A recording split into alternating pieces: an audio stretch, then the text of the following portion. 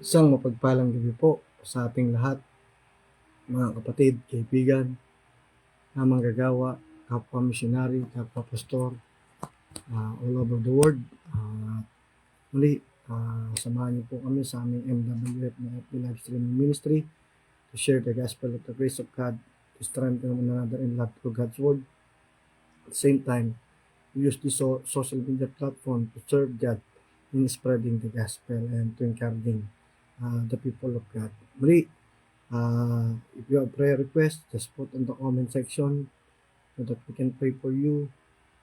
At the same time po, pwede nyo pong i-share itong live streaming ministry so that more people na maabot po. Magandang gabi po, pagpalain po tayo ng Panginoon. Painggan po natin yung walang hanggang pasasalamat. Whatever situation, whatever condition of life, even in ministry, be grateful to God, mga kaibigan, mahal sa buhay, kung sino mang tao sa paligid natin, matutunan po natin ipagpasalamat sa Diyos na meron tayong may mga tao ng Diyos na ginagamit sa buhay natin. Pakinggan po natin. Sabayin niyo po ang awiting makalangit na ito.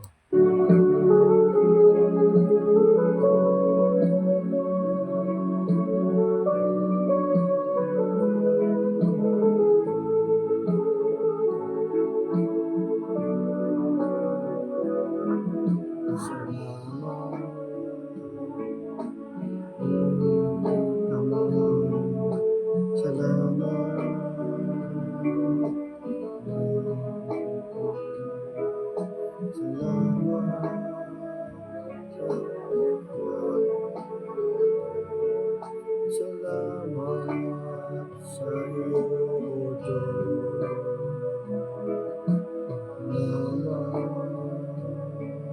Panginoon Jesus, salamat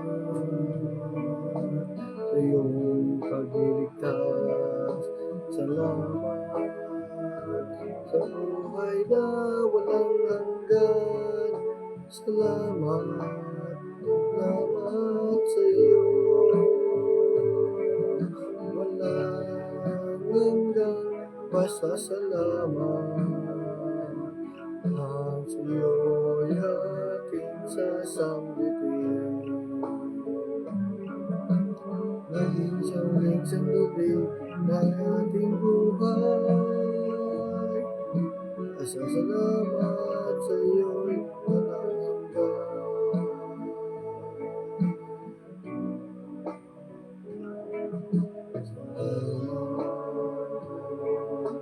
Espiritu Banal, salamat sa liwanag ng buhay. Salamat sa walang hanggang patnubay mo. Salamat sa iyo, O Diyos. Salamat sa wagas na pag-ibig mo. Salamat, inibig mo ko.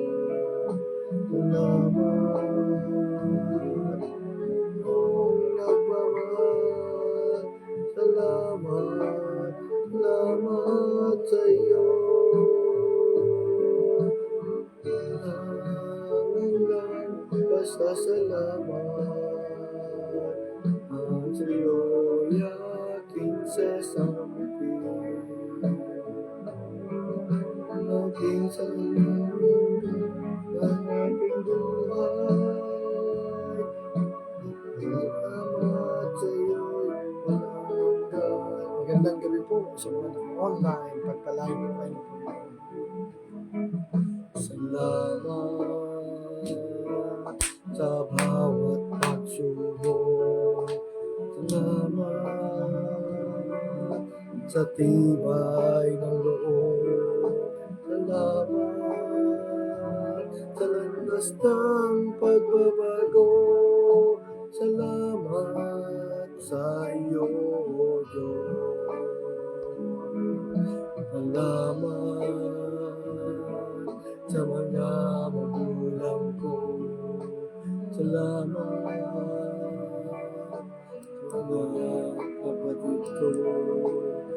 Salamat, salamat, salamat sa iyo. Lang hanggang pasasalamat. Pagpalain po tayo ng Panginoon lahat, lalo-lalo na po ang mga tahanan, ating trabaho, ating pinatangkilik na may kinalaman sa gawain at kapurihan ng Panginoon. Sa iyo'y walang hanggan, lang hanggang pasasalamat. Ang sa iyo'y aking sasambitin, naging sa uling sandali ng aking buhay. Pasasalamat sa iyo, pasasalamat sa iyo, pasasalamat sa iyo. Lang hanggang, lang hanggang.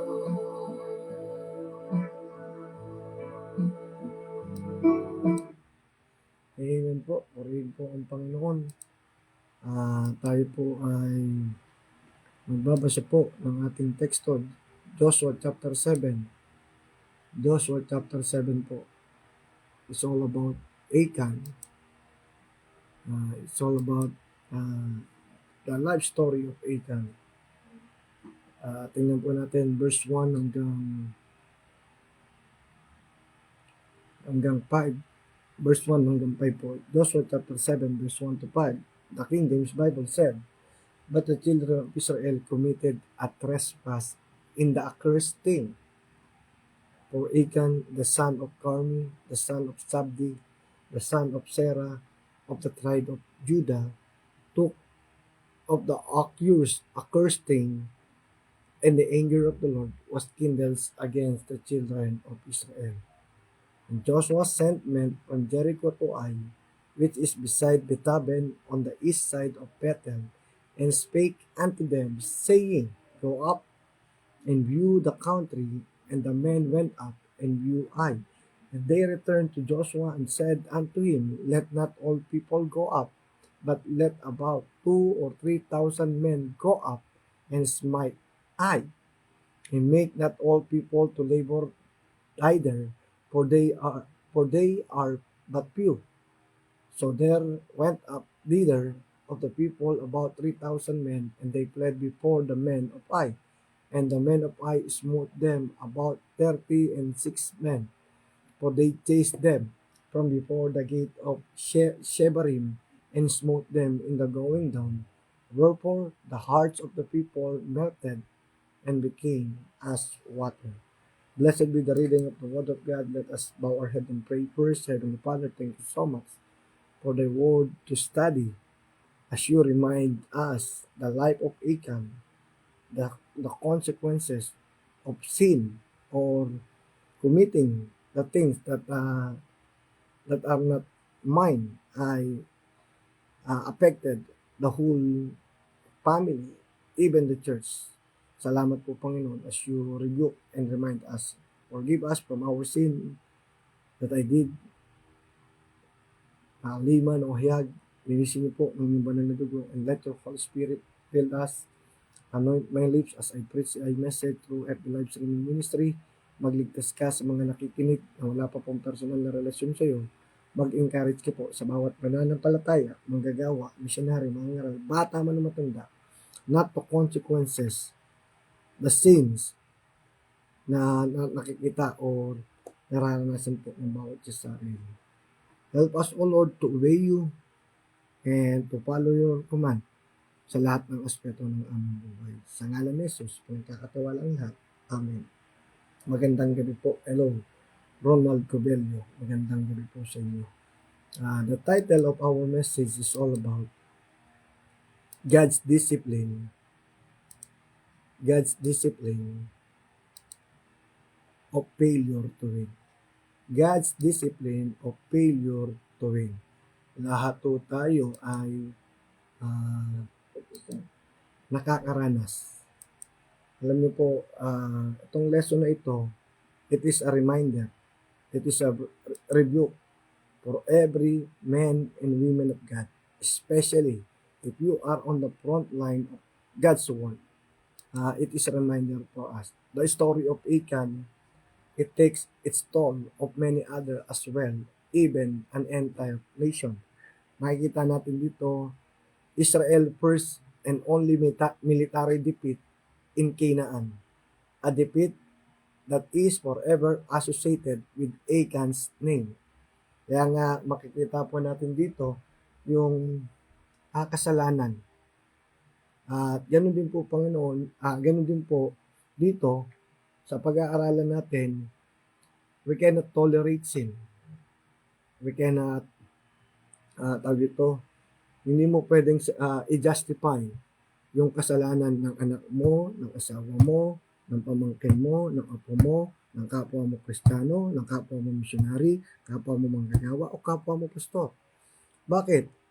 Dito po ipinapakita sa istorya po ni Achan, damay po ang bayang Israel. Isang tao lang po, si Achan lang po ang nagkasala, but the consequences of failure, di ba? Failure to win. Di ba? Ng lesson natin, God's discipline of failure to win. Kasalanan ni Achan, nadamay po ang bayang Israel. Hindi lamang po ang bayang Israel, nadamay po yung kanyang angkan. That's why for you and for me as a men and women of God, especially if we are a pastor, don't tolerate sin. If you love those people around us, pagsabihan po natin sila na may pag-ibig, pagsabihan po natin sila na may leading ng Holy Spirit. If they accept it or not, yung rebuke o reminder from the Word of God bilang kaibigan, hindi na ho natin problema yun. Hello, Ate Normie, gandang gabi sa iyo. Problema na niya yun. But if we tolerate them, like, hindi naman tinolerate to eh. Kasi lihim na ginawa to ni Achan eh. Lihim na ginawa to ni Achan eh. Kaya nadamay po ang bayang Israel. Kaya nga dito makikita natin, because of Achan's disobedience, Israel was defeated at Ai, and the enemy killed 36 Jewish soldiers. Diba? He seemed a small sin, but he took only a tiny part of the booty, but it affects were anything but small. Kaya nga, though it was a secret sin kay Achan, look up in his own heart, in his own tent, and perhaps with his own family. That's why the sin of Achan affect the whole nation. Hello, Kuya Jairus. Affect his family for his consequences. Kaya nga mga magulang, be careful. Ganun din po tayo mga pastor. Be careful. Bakit? Nadadamay po anak natin, ministry, mga kapwa manggagawa natin, kapwa pastor, dahil sa katotolerate ng kasalanan natin. Diba? Alam niyo po, masakit po marinig na dahil sa kasalanan ng isang tao, ng tatay, damay anak eh. Ng nanay, damay ang anak eh. O sa church, kasalanan ng pastor, damay lahat eh. Kasalanan ng isang mananampalataya, damay lahat eh. Kaya nga mahalaga po makita na natin yung lesson to learn sa buhay po ni Achan. Huwag nating sabihin, porkit, tandaan niyo po eto po si Achan, leader. Pero tingnan niyo po ang apekto nun sa kanilang lahat. Kaya nga tatandaan po natin, Israel was temporarily immobilized because of his secret sin. One man sin and the whole nation was defeated. Hello, Harold Yongko. One man sin. Tandaan niyo po the whole nation was defeated. Kaya nga, God's discipline of failure to win or beating or losing, now can the Lord use failure to win, to discipline His people or His children. Kaya nga po, kapatid, kaibigan, kung ikaw, ako, nakakaranas ng failure to win or losing, Yan po ang pasimula para i-disiplina tayo ng Diyos, paalalahanan tayo ng Diyos. Does God sovereignly permit His children to be smitten by their enemies in order that He might chasten and correct them? Does He allow us to be pummeled and punished by our foes in order that we may stop awake to face our real condition before Him? Kaya nga makikita natin Kaya nga tatandaan po natin, sometimes God's allowed us to those failures so that we can get our attention. Hindi, alam niyo po, victory, success, accumulation, achievement, etc., in life, in ministry, sometimes it give us boastful. It becomes prideful in our part sa secular at sa spiritual. Kaya nga dapat po matutunan natin yung humility. Matutunan po natin all those things that we have in life, in ministry, came from the Lord, and we are entrusted people. Wag po tayo magmamayabang. Kaya nga tandaan po natin, mahalaga na matutunan po natin. Di ba? A careful consideration of Joshua chapter 7 will provide us with an affirmative answer to this question and will show us that in a wonderful way of His own, God may produce the gold of profit out of the dross of our failure, our defeat, our losing, our beating. Diba? Para kumilos ng Panginoon. Now, pag-aralan po natin threefold way.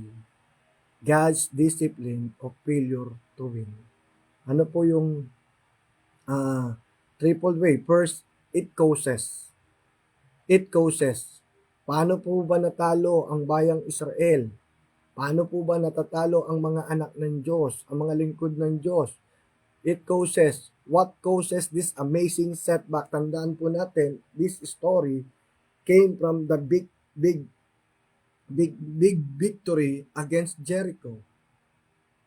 But a small city, a small nation, but they failed to win.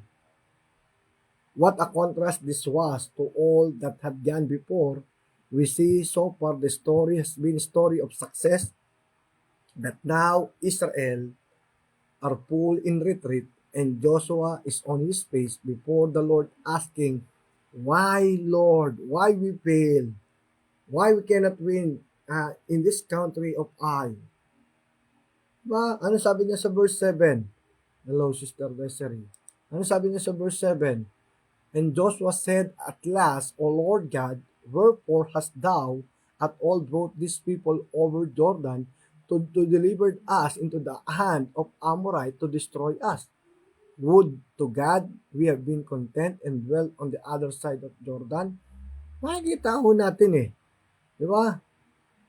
Bakit sila natalo? Bakit ang iyong pangalan ay na-dishonor? Bakit ang bayang Israel nakakaranas ng ganito? Sometimes we question God, Lord, why did you allow us in our personal experience po sa buhay pananampalataya? Bakit po ako nakakaranas ng defeat sa buhay pananampalataya? Bakit ako nakakaranas ng defeat sa ministry? Bakit ako nag-fail? Diba? Why do we and I often fail in our Christian lives? What are the several reasons? What are the cause of our failure to win or losing or defeat? Ano po ba yung mga possible reason ng ating pagkatalo? Hello sa aking may bahay, Brother Solovencia Balde. Ganun din po kay Sister Desiree Mendoza. Ganun din po kay Pastor Jomar Villafranca. Magandang gabi po. Bakit po? Una po, first causes self-confidence. The reason why you and I fail, it is because of our self-confidence. Akala natin porket may maganda tayong trabaho, akala natin may maganda tayong building, magandang ministry, magandang support, may sasakyan, may matibay na grupo, may matibay na samahan, di ba? May maayos na trabaho, may maayos na source of income. That is the first reason or causes why the children of Israel fail. Di ba? Fail, losing, defeat. Ayun po yung dahilan sobrang self-confidence. Tingnan niyo po, yung sinabi niya sa verse 2 and 3. Ano sabi niya sa verse 2 and 3? Sabi niya, and Joshua sent men from Jericho to Ai, which is beside Bethaven on the east side of Bethel, and spake unto them. Ito mo yung yabang, and spake unto them, saying, go up and view the country, and the men went up and view Ai. Ito po yung mga inutusan niya, sagot. And they returned to Joshua and said unto him, sabi niya, let not all. Kita mo, sabi niya, hindi lahat ng tao. Pero tatandaan niyo po, yung unang digmaan, lahat sila. Pero dito, in-underestimate nila yung bayang Ai. Let not all the people go up, but let about 2 or 3,000 men go up and smite Ai. But let about 2 or 3,000, sabi, and make not all people to labor neither, for they are but few. Biro mo yung, alam niyo po, yung sobrang confidence. Nagtulak ko sa kanila sa pagkatalo, sa pag-adipit, sa losing, sa failure. Tatandaan niyo po, whether spiritual or secular, don't too much self-confidence. Always rely on God's power. Always ask God's wisdom. Always ask God's guidance sa lahat ng aspeto ng buhay, especially sa lahat ng decision making na gagawin natin sa buhay. Tatandaan po natin, we see how they have come to the attitude of assuming. Diba? That it was by their force of arms that they had destroyed Jericho. Hello, Brother Ron and family. Diba? It was as if they were saying, if we destroy Jericho in such a signal way, Ai is not going to present us with much problem. Joshua, Ai is the only a bump on the road. Let not all men go up. Makikita po natin yung yabang, yung tiwala sa sarili. Don't always put your trust porkit nag-success ka. I-underestimate mo yung mga bagay sa inaharap. Katulad nito, ginawa nila, in-underestimate nila Yung sinabi nilang this was the language of self-confidence. The language of self-sufficiency. Hindi nagtiwala sa Panginoon. Hindi humingi ng wisdom sa Panginoon. Hindi humingi ng lakas sa Panginoon. Even in our time, mga kapatid, especially in the ministry, especially in choosing our career. Kaya nga, accumulation, achievement, attainment in life, in ministry, it is a danger kung ikaw at ako ay magiging palalo. Sabi mo, hindi ko na kailangan mag-pray. Matalino ko. Maliit na bagay lang yan. Kayang-kaya, sisiw sa akin yan. Kapatid, hindi. Tatandaan po natin, matutunan ho natin. Diba? Wala ho tayong nakita o nabasa na nagdepende sila sa Panginoon. Diba?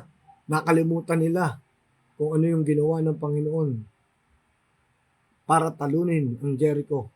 So, chapter 6, verse 16. Opo, Brother Silvencia Balde, I will pray for her at sa yung family. God bless po. Diba? Nakita natin, nakalimutan nila yung ginawa ng Panginoon sa chapter 6, verse 16. Diba? The word my will you mark this lesson well. Kapatid, kaibigan, huwag mong sabihin, I can, my. Sabihin mo, by the grace of God or by mercies of God, mapagtatagumpayan dahil kay Kristo, dahil sa biyaya ng Panginoon. Huwag yung dahil sa akin. Tatandaan po natin, there is no experience in Christian living so full of danger as the plus of victory. Always remember, victory make us vulnerable. Yan po ginagawa sa atin. There is something about victory that elates, that takes you off our guard, that leave us open to the devastating arrow of Satan. It's short distance from Jericho of victory to the eye of defeat. Israel experienced victory. The result, they became self-confident. It happened to you. It happened to me. We need to pray for one another. We need to encourage one another. If you have a friends, if your fellow believers, fellow workers, fellow missionary, fellow pastor reminding you, whether you are young or old, if they you see them na they love you, they care for you, accept the reminder, accept the rebuke. Don't justify our sin. Always remember, yung pag-justify, akala ni Achan wala nakakita. O tingnan niyo po, nadamay ang bayang Israel, natalo. O hindi lamang bayang Israel, nung natuklasan, buong angkan ni Achan nadamay. Ganon din ho sa atin. Minsan tayo mga pastor, tayo po mga missionary, tayo po mga manggagawa, mananampalata, kinukonsinti natin yung kapwa nating Kristiyano. Kaya anong nangyayari? Domino effect. Hindi mo nga kasalanan ng iba, but kung kinukonsinti natin, damay tayo. Alam niyo po, ang totoong pagmamahal, magsasabi ng totoo. Ang totoong concern, kayang sabihin, huwag mong isipin dahil magulang mo sa salaman, sa pananampalataya, matanda sa sayo. Sabi mo nang mas maganda yung ministry niya, hindi mo kayang sabihan. Wag tayong mahiya sa tao. Mahiya tayo sa Panginoon. Kasi sasabihin natin sa mga tao ng Diyos na right is always right and wrong is always wrong. But sometimes we compromise the truth. We compromise the biblical principle. It is because dahil lang sa utang na loob, dahil sa pera, dahil sa popularity, dahil sa connection, dahil sa impluensya. Sometimes nagko-compromise tayo sa bagay ng gano'n. Takot tayong pagsabihan sila, ano nangyayari sa atin? Katulad ni Achan at bayang Israel, damayo tayo. Tandaan po natin, they needed to learn that without God, the smallest opposition is too much for us. Tandaan niyo po, too much for us. Kaya nga po, kapatid, kaibigan, that is the first causes why Israel failed to win over Ai. First causes, self-confidence. Kapatid, kaibigan, pastor, don't be over self-confidence. Kahit malaki pa pera mo sa bangko, kahit malaki pa building mo, kahit marami ka pang property, kapag nag-over self-confidence ka, we will fail. The second causes why Israel experienced failure to win, prayerlessness. In Joshua chapter 6, 7-9, sabi rito, and he said unto the people, pass on, and compass the city, and let him that is armed pass on before the ark of the Lord. And it came to pass, when Joshua had spoken unto the people, that the 7 priests, bearing the 7 trumpet of rams, horn passed on before the Lord, blew with the trumpets, and the ark of the covenant of the Lord followed. And the armed men went before the priest and blew with the trumpets, and the reward came after the ark, the priest going on and blowing with the trumpets. Ano po makikita natin? The second causes why Israel failure to win or losing, beating, it is because The second cause, prayerlessness. Prayerlessness. Sabi, he did, but he prayed at the wrong time. He prayed after the defeat of Ai, instead of praying before he ever sent the soldiers.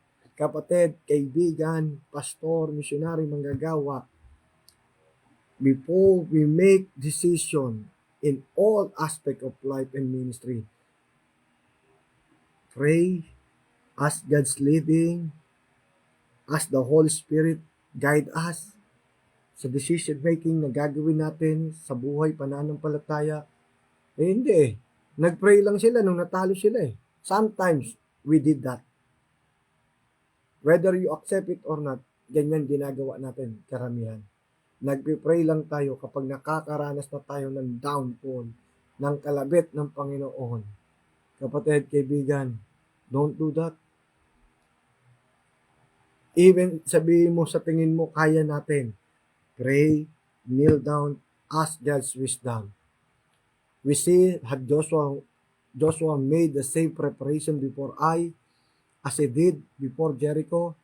The story would have been altogether different according to Joshua chapter 5 verse 14 and 15. The Lord would have revealed to Joshua the guilty mound in Achan's tent. Magandang gabi po, Pastor Ercel Esquivel from Nagcarlan, Laguna.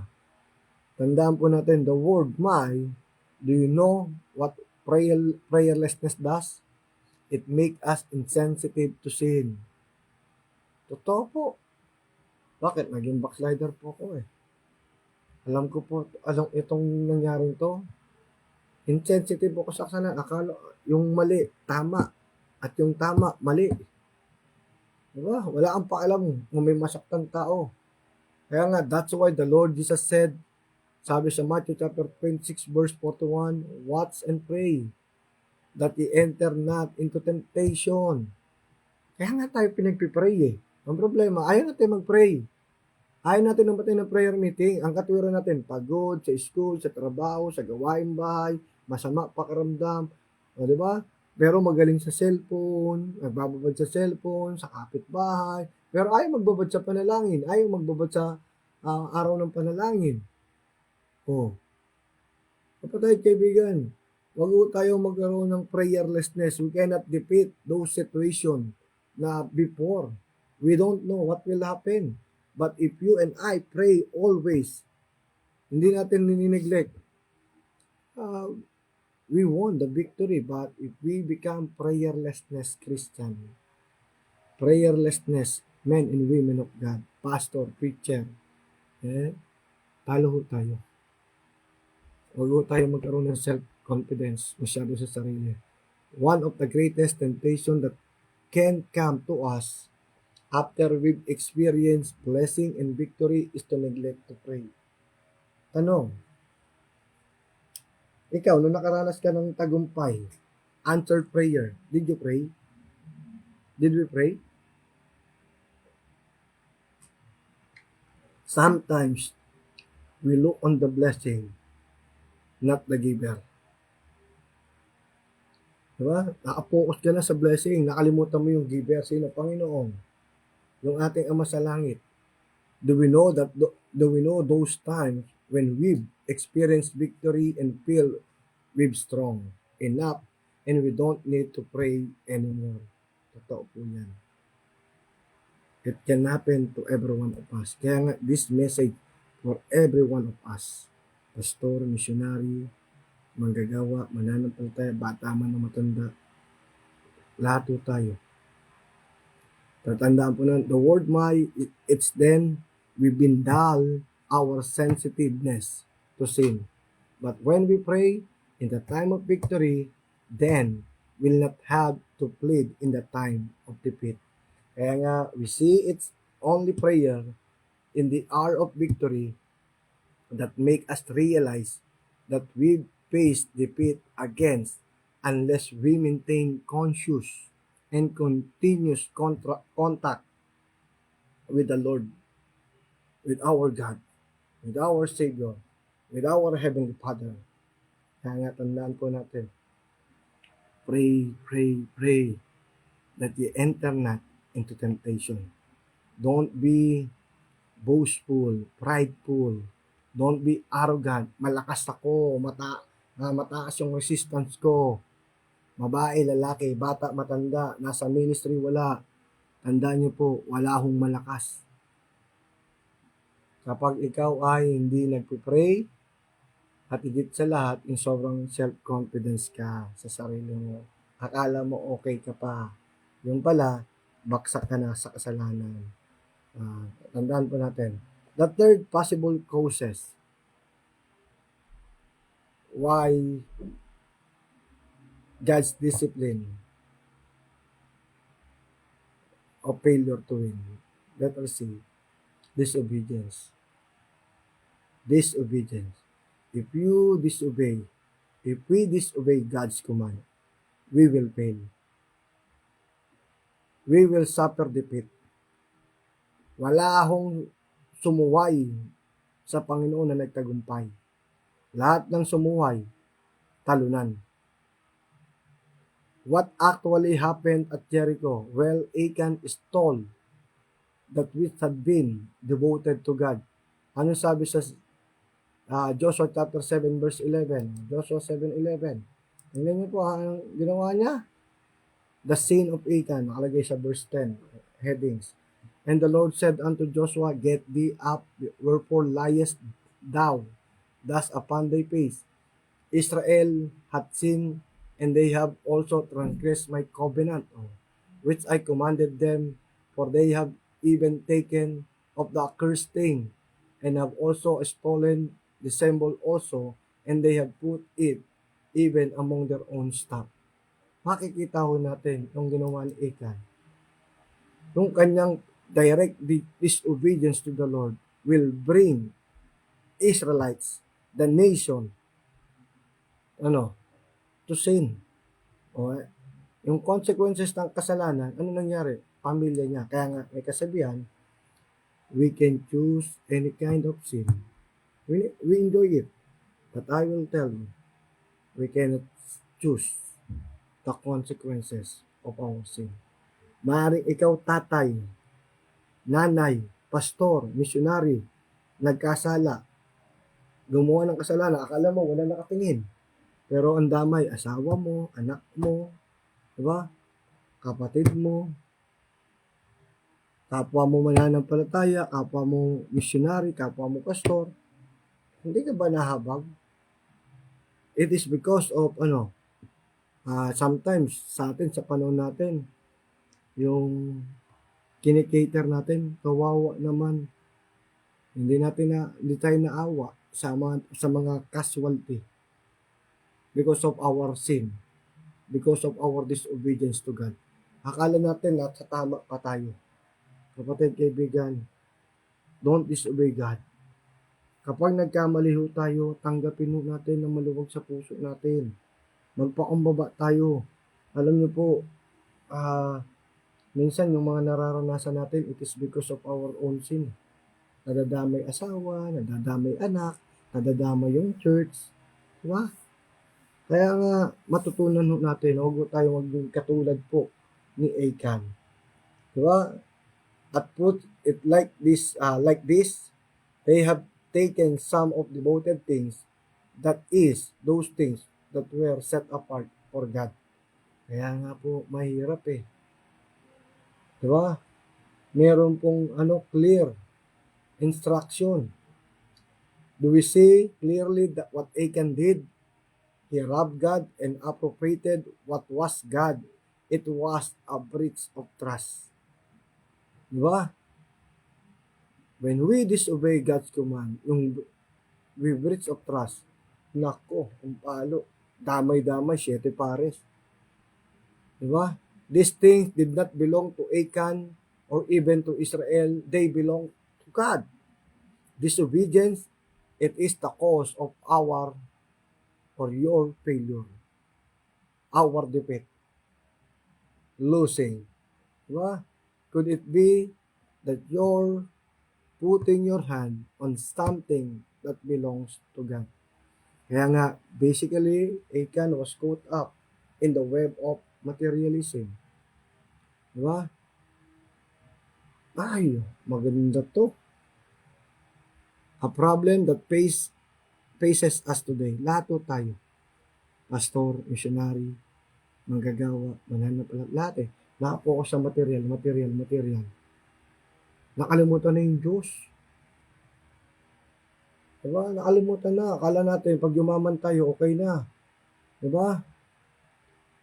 Tatandaan po natin, we live in a world saturated with things. While it is not wrong to own things, it is wrong for things to own us. Yun yung mali. Kapag yung bagay, inari na tayo. Wala na tayong panahon sa Bible, sa panalangin, sa paglilingkod, sa pagsamba, diba, sa soul winning, etc. Inari na tayo ng mga material things ng mundong ito. Diba? Kapatid, kaibigan, is that where you are? Are you being controlled by things? Material things, money, business? Are we disobeying the Savior's command? Why? That's why we are on failure, on defeat. That's why your life and my life become miserable. It is because we disobey our God. Always remember what is said in His word. In Matthew chapter 6 verse 33. Maliwanag naman po eh. Ano ang sinabi niya sa Matthew chapter 6 verse 33? Seek ye first the kingdom of God and His righteousness, and all these things shall be added unto you. Ang problema, nakapokus tayo sa material things. Nakapokus tayo sa money. Nakapokus tayo sa man's applause. Diba? Man appreciation. O, yun. Babaksak nga tayo. Hello, Merry Grace Jesus. Diba? Babaksak ko tayo. Hindi po maganda. Yun po yung causes. Tandaan niyo po, yun po yung cause. God's disciplines of failure to win, beating or losing. Tandaan niyo po. Yun po. Secondly, its consciousness. Yung kamalayan. Yung kamalayan. The worldwide sin never escaped the watchful eye of God. God's eye detected sin in Israel camp in Joshua chapter 7 verse 11. Ganon din po sa Joshua chapter 7 verse 7. Now Joshua the leader was ignorant that Achan had taken the spoil, but searching the eye of God reached further than the most watchful oversight of a leader. We can hide your sin and my sin, but we cannot hide our sins to our Savior, to our God. Tandaan niyo po, mga anak, pwede niyong itago ang kasalanan niyo sa inyong mga magulang, sa mga nakakatanda sa inyo. Ganon din po sa mga nagtatrabaho sa trabaho. Maaaring maitago niyo sa line leader, sa boss niyo, yung kasalanan niyo, pero we cannot hide in the eyes of God.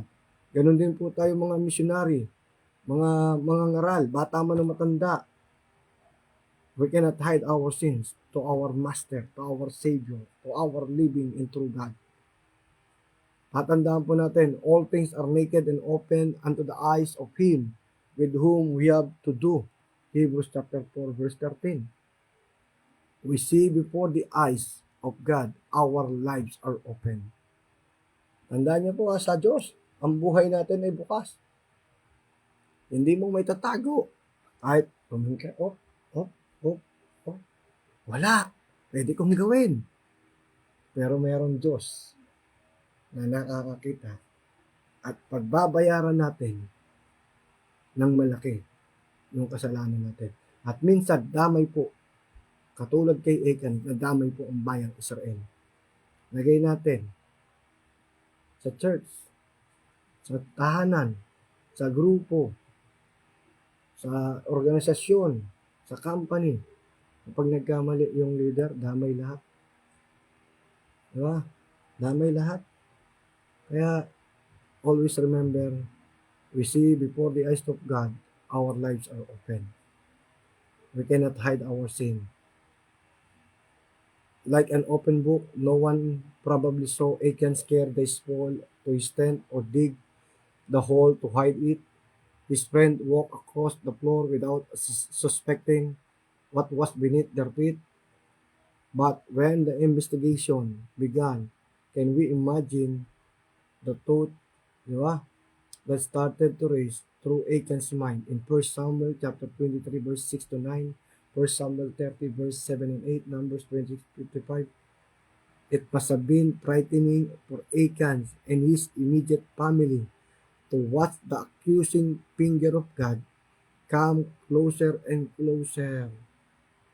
Kapatid, kaibigan, sabi nga ng kasabihan, aantayin mo pa ba may miserableng mangyari sa iyo bago ka magpakumbaba, bago ka sumunod, bago ka magpunta sa bahay ng Panginoon? Yun po eh. And God knew all the time, di ba? Alam ng Panginoon lahat ng kasalanan na iyan. Did God see our secret sin? Does God see our secret sin? Our hidden sin? Yes. We cannot escape the all-encompassing eye of our Heavenly Father, no matter where we are or what we are doing right now. Hindi ho tayo makakaligtas sa Panginoon. Wala hong favoritism ang Panginoon kahit pastor ka pa. Kahit matagal na tayo sa ministry, kahit sabi mong magaling ka mangaral, masipag ka, matulungin tayo, kapag nagkasala tayo, di ba? Hindi mo matatakpan yung kasalanan natin ng sipag, ng pagtulong. Hindi po, ang kailangan po natin, magpakumbaba. Tandaan po natin, we see before the eyes of God, our lives are open. Tandaan niyo po, open. Sa harapan ng Panginoon, wala ho tayong may tatago. Kaya nga sabi niya sa Jeremiah 16:17, sabi niya po, for mine eyes are upon all their ways. They are not hid from my face, neither is there iniquity hid from mine eyes. Diba? Makikita ho natin eh. Wala ho tayong may tatago sa Panginoon. Kapatid, kaibigan, huwag na ho tayong magtago. Huwag na tayong mag-justify. It is not the sobering truth that the psalmist uttered time and again. His eyes behold, his eyelids cry, the children of men. Psalms chapter 10 verse 6 to 13. Psalms chapter 11 verse 4. Kaya nga, are we living in the light of this? And our lives holy, our thinking pure, our spirit wholesome before the eyes of the Lord? Yun yung tanong eh. Kung kabaliktaran, we will fail. Hindi ho tayo magtatagumpay. Ano pa? Not only our lives are open, letter B, sins are odious. It seemed in the light of things to Achan to covet, to steal, to hide, but how loathsome his actions appeared before the eyes of God. There are two principles we need to grasp in relation to Achan's sin. God does not treat sin lightly. Walang malaki, walang maliit. When we sin against God, we will suffer the consequences of our sin. Kaya nga tatandaan po natin, they are written in the Bible as a reminder, as a rebuke, not to follow His step. Tatandaan po natin upang hindi natin sundin yung kanilang lakad, kung paano sila bumaksak, paano sila nagkasala.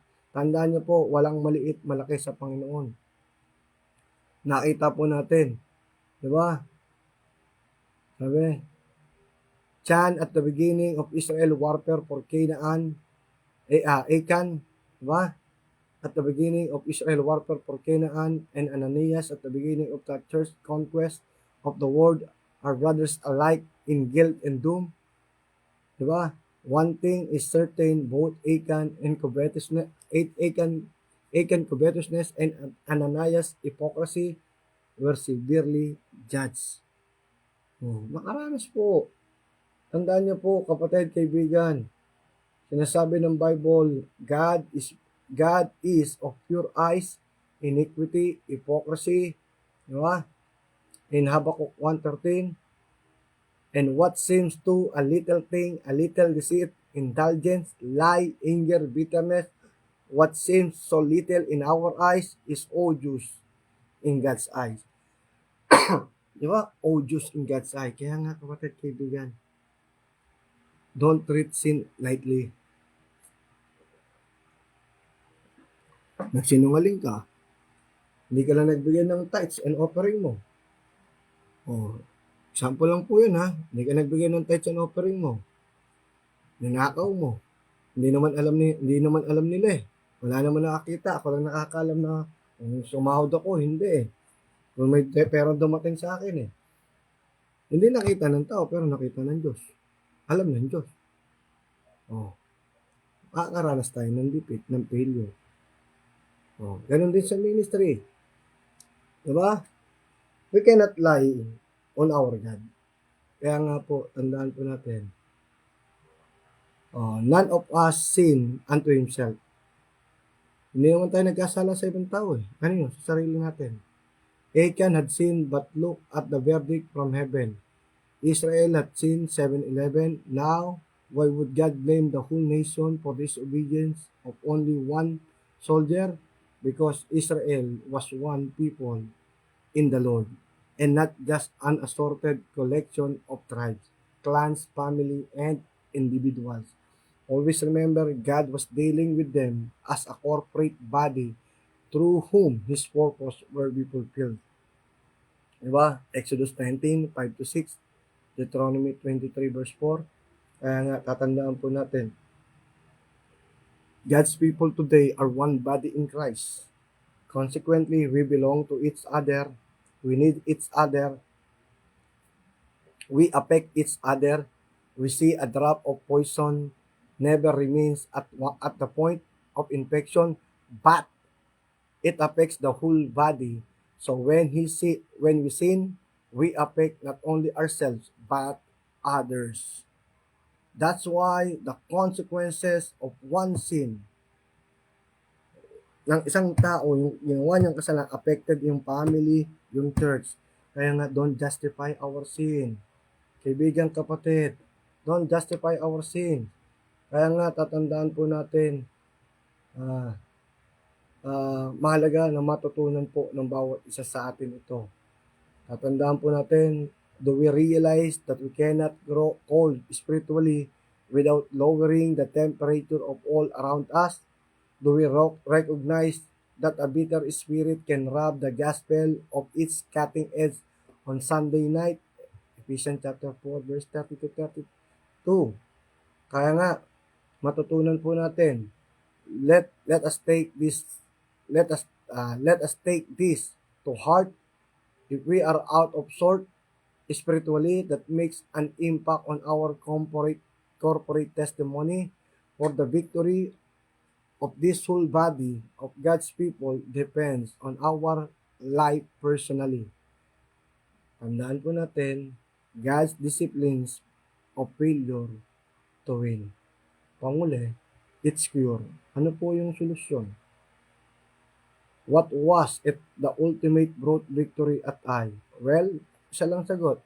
The only way to deal with sin that brings defeat to God's people and to dishonor God's name, and that is to blot it out completely. Ito po yung ginawa ni Joshua. Sin was confessed. Joshua chapter 7 verse 20-21. And the sinner was condemned. Joshua 7:25. For us also this age of grace. Wag na ho tayo magmayabang. Alam niyo po, minsan ang mayabang, mga pastor, mali na, i-justify pa, idadamay pa yung pamilya, mandadamay pa ng mga kaibigan, ng kapwa pastor, kapwa manggagawa, kapwa missionary. Hindi, tama yung ginawa ko. Don't justify our sin. Tandaan po natin, it's cure, sin must be identified. Tandaan niyo po, wala naman pong kasalanan na maganda eh. Lahat ng kasalanan na ginawa natin, pagbabayaran natin, may consequences. Tandaan po natin eh. Perhaps we're saying, but I'd never be guilty of Achan sin. Had not you? The word my Achan coveted, and to covet is to desire for ourselves what the other man has. Tingnan niyo po yung story ni Achan. Remember, Achan took that which belonged to the Lord. He stole the Lord's portion. Have we ever done that? Oh, di ba? Saan natin pwede nakawan ng Panginoon? Tithes and offering. Yan. Kaya nga, Paul makes it clear that upon the first day of the week, every one of us are to lay by us in store, di ba? As God hath prospered us. 1 Corinthians 6:2. Never been guilty of Achan sin. Oh, huwag natin nakawin. Oh, pag ginawa natin, talo tayo. The word my, this was Achan sin. I saw, I coveted, I took, I hid. Ayan po yung kasalanan niya. Oh, may buti pang naidala kay Achan at sa bayang Israel, maging sa kanyang angkan, wala. Punishment, consequences ng kasalanan. One man sin, damay po yung angkan. Oh, at bayang Israel. Ano pa? Letter B. Uli, not only sin must be identified, but also self must be crucified. Self must be crucified. Achan, whose name means troubler, was buried in the valley of Achor, or the valley of troubling. Sin, being dealt with God, could now march with his people and give them victory. Diba ano sinasabi sa atin? Ni Apostle Paul speaks of death in the New Testament, which is not outward but inward. Colossians 3:5. He say, mortify therefore your members which are upon the earth of fornication, uncleanness, lust, evil desire, covetousness, which is idolatry. Are we living a life of defeat instead of victory?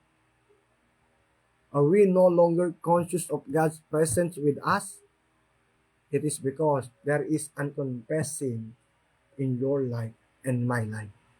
Kapatid, kaibigan, that is the message of God.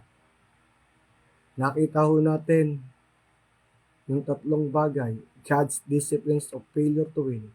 It causes, its consciousness, its cure. But the question is this, sa bawat message na napakikinggan natin, ang tanong, nababago po ba tayo? Naitutuwid po ba tayo? Nagpapakumbaba pa tayo sa Panginoon? Kung hindi, bakit? Kaya pala tayo talunan eh. Kaya pala tayo losing. It is because hindi natin pinagsisisihan yung ating mga nagawa. Kapatid, kaibigan, babae, lalaki, bata, matanda, pastor ka man o missionary, bata o matagal na sa ministry,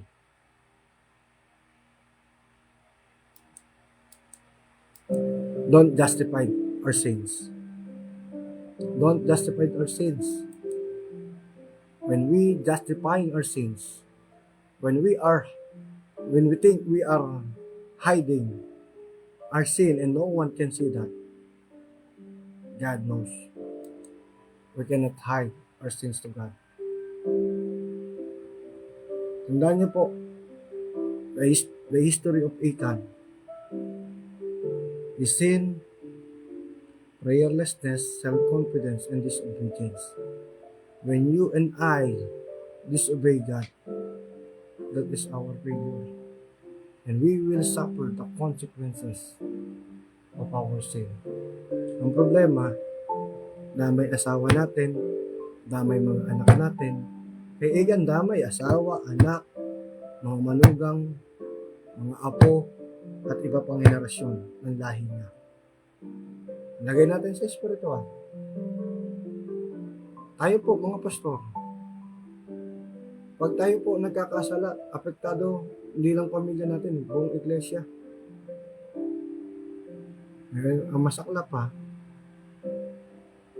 i-justify pa natin yung kasalanan natin. Nawa, wag. Kung nagkamali ho tayo, tanggapin natin mali natin. Magpakumbaba tayo sa Panginoon. Kasi, ang Diyos nagbibigay ng maraming opportunity, ng pagkakataon. But, we need to be humble. Lord, nagkamali ako sa iyo. Nagkamali ako sa ganito, sa asawa ko, sa mga anak ko. Nagkamali ako sa mga tao mo. Nagkamali ako sa church. Hindi mo pwedeng sabihin, sa Diyos ka lang may kasalanan. Gumawa ka ng kasalanan sa tao, wala kang kasalanan sa Diyos. Wala kang kasalanan, sa Diyos ka lang nagkasala. Hipokrito po yun. Huwag natin sasabihin, sa Diyos lang tayo nagkasala. Lalo na kung tayo pastor. Pag nagkasala tayo, hindi lamang sa Diyos, sa asawa mo, sa anak mo, sa iglesia, matuto tayo magpakumbaba. The more na ginajustify natin yung kasalanan natin, wala akong kapayapaan. Wala akong blessing spiritual. Maaaring may pera ka. Maaaring may material thing ka. Maaaring sabihin mo na nahi-enjoy mo yung pleasure ng mundo. But I will tell you, walang totoong kapayapaan. Walang power.